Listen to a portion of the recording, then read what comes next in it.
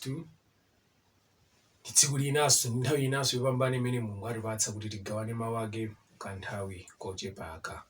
Mawu athu akuchokera m'buku la Yohane chapter 11 verse 20 mpaka 21. Yohane chapter 11 verse 20 mpaka 21. Verse 20.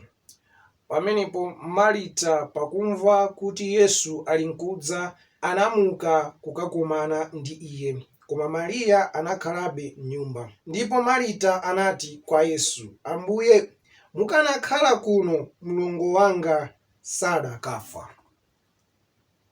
Ambuye, mukanakhala kuno mlongo wanga sadakafa.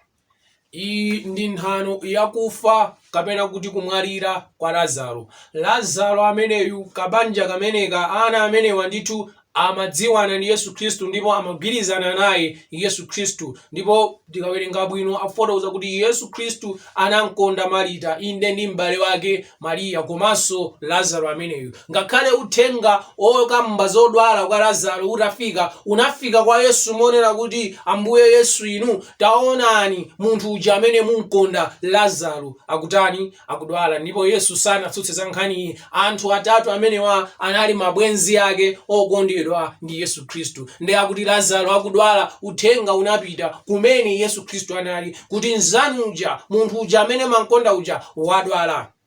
Ndipo Yesu Kristu anayankha kuti nthenda imeneyo siyofikira nayo kuchani kuimfa. Ndipo Yesu Kristu anakhalabe kumene analiko. Ndipo ali kumene konse ananena kuti tiye tinyamuke tipite ku Yudeya. Ndithu mmene Yesu Kristu ankabwera ndikuti Lazaro atamwalira ndithu atamuyika m'manda masiku anayi ndithu ali m'manda Lazaro. Ndiye akuti pamene Yesu Kristu ankabwera kumabwera ku nyumba kwa Marita, kumabwera ku nyumba kwa achina Lazaro kumeneku ndikuti ndithu kuli gulu la anthu likuwatonthoza atsikana amenewa. Ndiye kenako Marita anamva kuti kukubwera Yesu akubwera. Marita anatuluka nyumba nathamanga kukakumana na Yesu Kristu. Ndiye pa verse 21 ya Yohane chapter 11 Marita akumuwuza Yesu Kristu kunena kuti Ambuye munakakhala pano m'bale wanga sakanamwalira. Ambuye kubwera uku mukanabwera m'bale wanga akudwala, m'bale wanga sakanamwalira. Ambuye mukanakhalapo kutitonthoza anthuku bwezi palibepo. Ambuye mukanakhalapo kulira kumene talira bwezi palibepo. Ambuye mukanakhalapo kuzunzika kumene tazunzika kumdwazika Lazaro bwezi palibepo. Ambuye mukanakhalapo Lazaro sakanamwalira. Akakhalapo Yesu imakhala nkhani ina, akakhalapo Yesu imakhala mbiri ina. Abale angatu moyo umene munthu wasankha kuyenda wekha,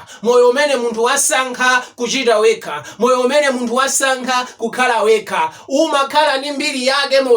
Moyo omwe wonso ukasankha kuyenda ndi Yesu, moyo omwe wonso ukasankha kukhala ndi Yesu umakhala ndi mbiri ina yosiyana. Pamakhala ndithu mbiri ziwiri zosiyana. Chaka chomwecho kachisankha kuchiyenda ndi Yesu chimakhala ndi mbiri yake chakacho. Chaka chomwecho kachisankha kuyendamo wekha chimakhalanso ndi mbiri yake.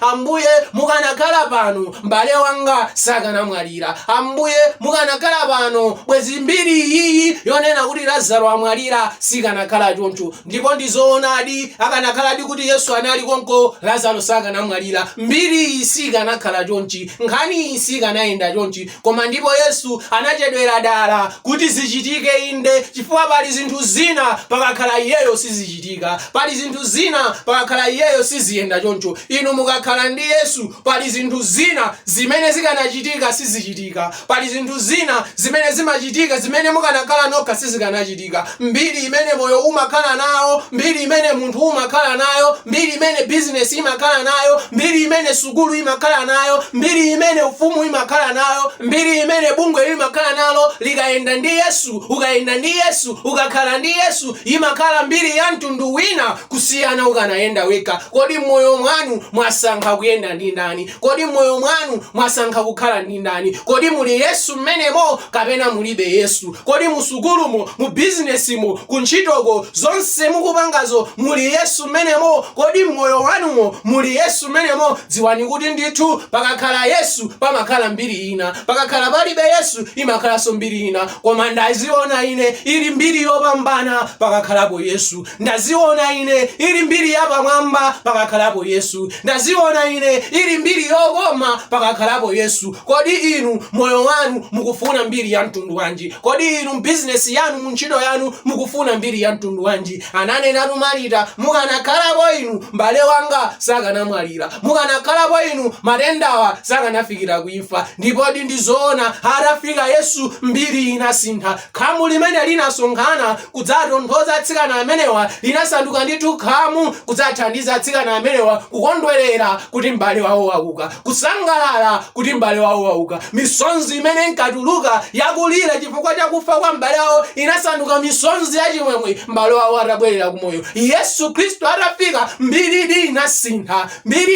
inasintha yapanyengopa. Kodi inu mwasankha kuyenda nokha mukhalatu ndi mbiri inde, mukasankha kuyenda ndi Yesu mukhalaso ndi mbiri inde. Koma ni mbiri ya mtengo wapatali imene munthu umakhala nayo, imene business imakhala nayo, imene school imakhala nayo, imene banja limakhala nalo. Ngati Yesu ali pakatipo, inuyo mukufuna mbiri ya mtundu wanji? Yendani ndi Yesu inu kuti moyo wanu, business yanu, ntchito yanu, chilichonse chochita moyo wanu chikakhale ndi mbiri yokoma, ndi mbiri yapamwamba. Mukayenda ndi Yesu ndi mbiri ina, mukakhalanso nokha ndi mbiri ina. Mulungu wakumwamba akudalitseni.